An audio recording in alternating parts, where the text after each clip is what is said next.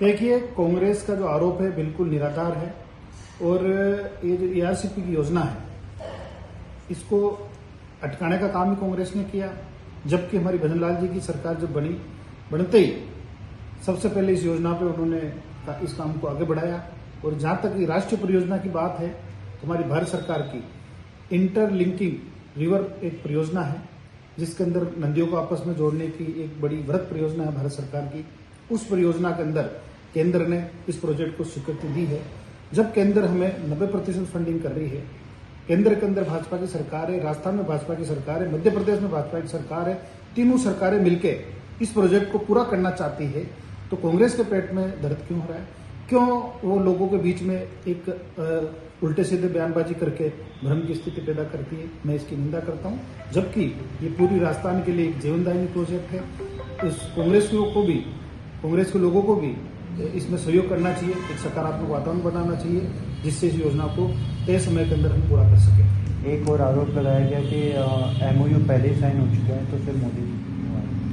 देखिए, मुझे लगता है कि हमारे नेता प्रतिपक्ष टीकाराम जी जूली और कांग्रेस के सम्मानीय अध्यक्ष गोविंद सिंह डोटासरा जी को शायद पूरा इस बारे में ज्ञान नहीं है।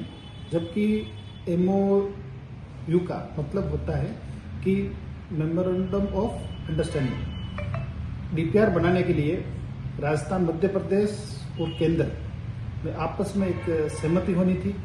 उस सहमति के बाद डीपीआर बननी थी। हमारे बीच में एमओयू हुआ, राजस्थान, मध्य प्रदेश और केंद्र के बीच में। उसके बाद हमारा डीपीआर का काम आगे बढ़ा। हमने डीपीआर बना ली।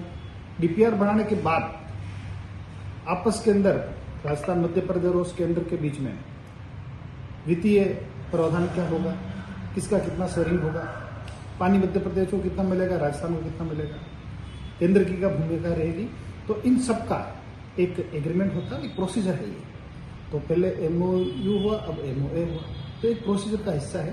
कांग्रेस सिर्फ झूठ की राजनीति करती है, लोगों को में भ्रम फैलाने के लिए इस तरह की बात करती है।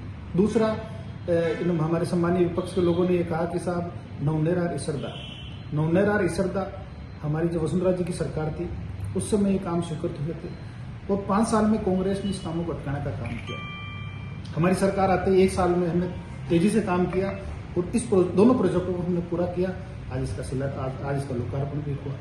तो इस तरह से ये सिर्फ और सिर्फ भ्रम फैलाने का काम कर रही है।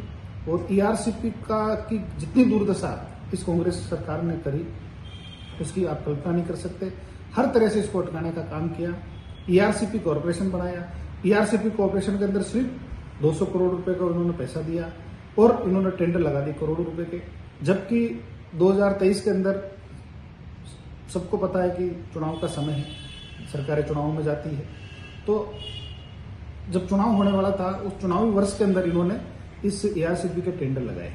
तो टेंडर है तो इनके मैच्योर्ड हुए ने खुले, सिर्फ लोगों में भ्रम की स्थिति पैदा करने का इन्होंने काम किया कि आरसीपी में हम काम कर रहे हैं। उसका नतीजा उन्होंने देख लिया। जनता गुमराह नहीं हुई और इनको विपक्ष में बैठना पड़ा, बुरी तरह हाथ का सामना करना पड़ा। उपचुनाव के अंदर भी इनकी कथनी और करनी का परिणाम उन्होंने भुगत लिया। यमुना जल समझौते को लेकर भी सवाल उठाए हैं कि आज उसका कहीं जिक्र नहीं है। देखिए, यमुना जो जल समझौता है वो भी वर्षों से लंबित था। राज्य के किसी भी मुख्यमंत्री ने पहले उस पर पत्राचार भी नहीं किया।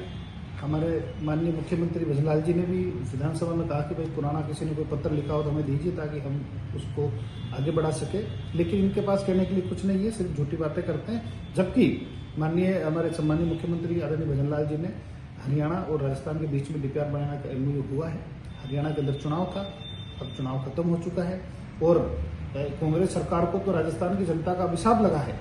क्योंकि जब हरियाणा में चुनाव था, कांग्रेस पार्टी ने अपने घोषणा पत्र में कहा था कि अगर हरियाणा में कांग्रेस की सरकार बनती है तो वो राजस्थान और हरियाणा के बीच में जो यमुना समझौता का एमओयू हुआ उसको हम निरस्त करेंगे। राजस्थान की जनता का उनको अभिशाप लगा और वो बुरी तरह से हारे। हरियाणा के अंदर भी हमारी भारतीय जनता पार्टी की सरकार है और जल्दी हम उस पर काम आगे बढ़ाएंगे।